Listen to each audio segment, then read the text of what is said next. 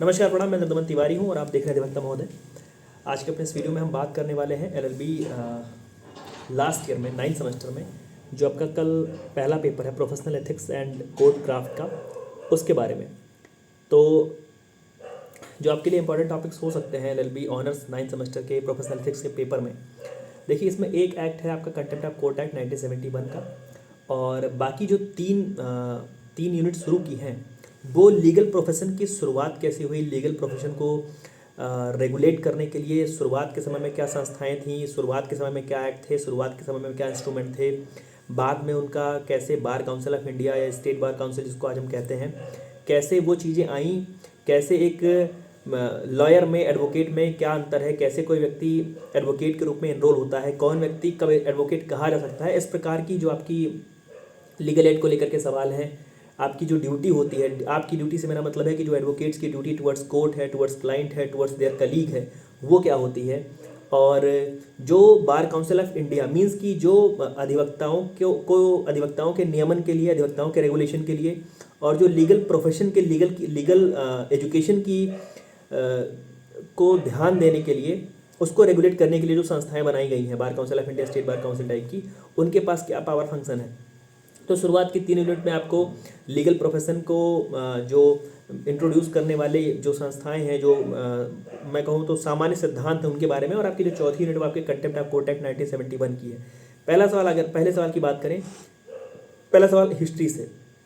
History जैसे आपका जो पहली यूनिट है लीगल प्रोफेशन की, तो लीगल प्रोफेशन इंडिया में कैसे डेवलप हुआ, और जो लीगल प्रोफेशन इंडिया में डेवलप हुआ उसके हिस्टोरिकल डेवलपमेंट में जब आप जाएंगे तो आपको थोड़ा सा अभी के 10-20 साल की नहीं, आपको थोड़ा सा पहले जा करके देखना पड़ेगा कि कैसे पहले चीज़ें संतुलित की गई थी, नियमित की गई थी हिस्ट्री में जा करके। दूसरा जो आपका सवाल है वो बार बेंच रिलेशनशिप को लेकर के है। बार मीन्स की जो अधिवक्ताओं का समूह है, और बेंच मतलब जो न्यायाधीश हैं। तो बार बेंच में कैसे रिलेशन होने चाहिए, कैसे क्या स्मूथ रिलेशन जरूरी है, क्या बार बेंच का टकराव जो जुडिशरी को प्रभावित करता है, जो न्याय निर्णय को प्रभावित करता है, एडजुडिकेशन को प्रभावित करता है, डिलीवरी ऑफ जस्टिस को प्रभावित करता है। तो बार बेंच का जो रिलेशनशिप है, आपने पहले भी मुझे लगता है फर्स्ट ईयर में जब आपने लीगल लैंग्वेज यदि पढ़ा होगा तो वहाँ पे आपने ऐसे लिखा होगा बार बेंच के रिलेशनशिप को लेकर के। तो बार बेंच के रिलेशनशिप पर एक ऐसे नुमा आपको अपना आंसर फ्रेम करना है। तीसरे सवाल की अगर बात करें तो बार काउंसिल ऑफ इंडिया और स्टेट बार काउंसिल का जो गठन है, जो कॉन्स्टिट्यूशन है, कौन लोग शामिल होते हैं बार काउंसिल ऑफ इंडिया में, कैसे उसका चुनाव होता है, कैसे स्टेट बार काउंसिल का गठन होता है, दोनों का जुरिस्डिक्शन क्या है, दोनों के पास पावर क्या है, दोनों क्या केवल लीगल प्रोफेशन से रिलेटेड है या लीगल एजुकेशन से भी रिलेटेड नियम बनाते हैं। जैसे आपको पता होगा कि कई बार सुनने में आपको आया होगा हाल में कि यदि आपको हाई कोर्ट में प्रैक्टिस करनी है तो छोटी कोर्ट में 3 साल की प्रैक्टिस करनी होगी, सबऑर्डिनेट कोर्ट में। तो उस समय आपने देखा होगा कि बार काउंसिल ऑफ इंडिया ने काफ़ी प्रभावी भूमिका निभाई। या 1 साल का एलएलएम, 2 साल का एलएलएम को लेकर के आपको कन्फ्यूजन रहता होगा। तो इन सारे नियमों को लेकर के बार काउंसिल ऑफ इंडिया नियम बनाने की उत्तरदायी जिम्मेदारी उसकी है। तो पहला सवाल हिस्ट्री से, लीगल प्रोफेशन की हिस्ट्री से, उसके बैकड्रॉप से। दूसरा सवाल आपका बार बेंच रिलेशनशिप से, और तीसरा सवाल आपका बार काउंसिल ऑफ इंडिया और स्टेट बार काउंसिल के गठन से और उसके पावर से, फंक्शन से। अगला सवाल जो आपका है वो है कि एक एडवोकेट के एनरोलमेंट को लेकर के, कि कैसे एक एडवोकेट को, कैसे एक जो लॉ पढ़ा हुआ लड़का है, जैसे अभी आप लास्ट ईयर में है, जब आप पास आउट होंगे तो आप तो लॉ को जानने वाले हैं, लॉयर हैं, लेकिन क्या आप एडवोकेट हैं या नहीं। कुछ लोग फर्स्ट ईयर में ही अपने गाड़ी पर नेम प्लेट पर एडवोकेट लिख लेते हैं, अधिवक्ता लिख लेते हैं, और बहुत चलन है, लखनऊ में तो बहुत चलन है अधिवक्ता उच्च न्यायालय लिखने का। तो क्या आप वास्तव में अधिवक्ता हैं या आप लॉयर हैं, केवल लॉ को जानने वाले हैं, आप किसी को लीगल फील्ड की कोई सलाह दे सकते हैं। तो कब आपका एनरोलमेंट कब माना जाएगा कि आप एडवोकेट हैं, जब आपका एनरोलमेंट स्टेट बार काउंसिल में एज एन एडवोकेट हो जाता है तभी। तो एडवोकेट का जो एनरोलमेट होता है, एडवोकेट का जो एडमिशन होता है, उसको लेकर के। और यहीं पे जब एक सवाल इसमें जोड़ कर कहिए एक अलग से सवाल, जो एडवोकेट्स की ड्यूटीज़ हैं, ड्यूटी उनकी कोर्ट के प्रति क्या है, ड्यूटी उनके क्लाइंट के प्रति क्या है, उनके मुवक्किल के प्रति क्या है, और ड्यूटी टुवर्ड्स कलीग मीन्स की जो उनके विरोधी पक्षकार का वकील है उसके प्रति उनकी क्या जिम्मेदारी है।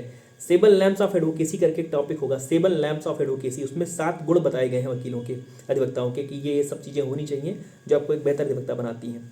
तो यदि आपको मिले, आसानी से मिल जाए तो उसको पढ़ करके आइएगा। तो ये एडवोकेट के एनरोलमेंट का सवाल है। अब हम बात कर लेते हैं कंटेम्प्ट ऑफ कोर्ट एक्ट की।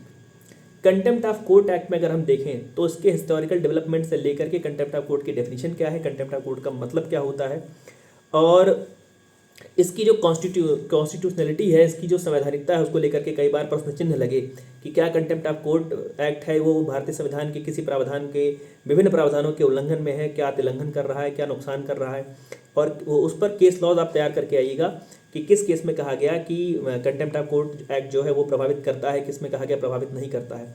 तो कंटेम्प्ट ऑफ कोर्ट एक्ट से भी सवाल आने की पूरी उम्मीद है। कंटेम्प्ट ऑफ कोर्ट 2 प्रकार का होता है, और जो कंटेम्प्ट ऑफ कोर्ट आपका है वो जो दोनों तरीके हैं, सिविल कंटेम्प्ट, क्रिमिनल कंटेम्प्ट, उस कंटेम्प्ट का मतलब क्या होता है और वहाँ पर भी केस लॉज आपको पढ़ने की आवश्यकता है। उसके बाद यदि हम बात करें तो प्रोफेशनल मिसकंडक्ट आपके लिए ज़रूरी है कि प्रोफेशनल मिसकंडक्ट का मतलब क्या होता है, कब माना जाएगा कि आपने प्रोफेशन में रहते हुए मिसकंडक्ट किया। आपसे मेरा मतलब है एडवोकेट से या जजेस से, मीन्स भाई बार या बार और बेंच से। तो पहली यूनिट आपकी जो लीगल प्रोफेशन वाली है उसमें डेवलपमेंट का सवाल, bar council of India, state bar council का सवाल, और तीसरा सवाल आपका एडमिशन एनरोलमेंट एडवोकेट से। दूसरा जो प्रोफेशनल एथिक्स की बात करें तो प्रोफेशनल एथिक्स का मतलब अगर हिंदी में कहें तो वृत्ति का आचार। जब आप धनार्जन कर रहे हैं इस पेशे से, लीगल प्रोफेशन में, तो कैसे आपको अपने आप को बांध करके रखना है, क्या आपको नहीं करना है, क्या आपको करना है, मीन्स ड्यूटी वाला सवाल। दूसरा सवाल आपका ड्यूटी का।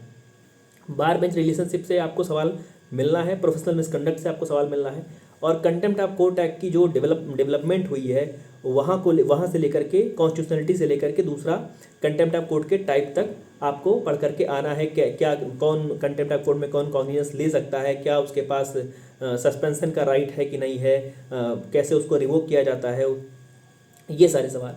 तो ये आपके 9th सेमेस्टर का पहला पेपर है, अंतिम वर्ष का पहला पेपर है। ढेर सारी शुभकामनाएं आप सभी भाई बहनों को जो प्रोफेशनल एथिक्स का ये पेपर देने जा रहे हैं।